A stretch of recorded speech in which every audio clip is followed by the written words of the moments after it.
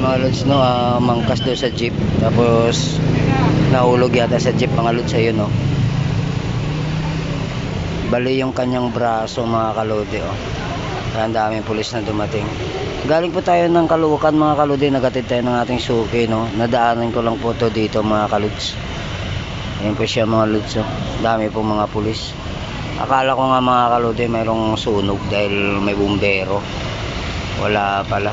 Disgrasya pala ito mga kalode.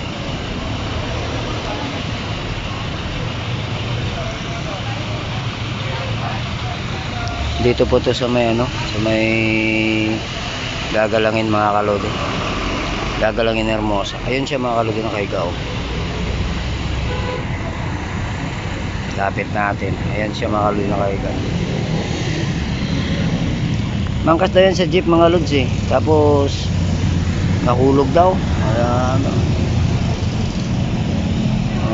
Ganyan nangyari sa kanya. Kaya sa mga mahilig magsabit-sabit sa mga jeep at tricycle dyan, nako, ingat-ingat kayo. Kaya ako mga kalods, pag may ganyan yung tricycle ko mga kalods, pag may nakasabit yan sa likod, talagang sinisita ko talaga mga lods. Kasi mahirap, eh.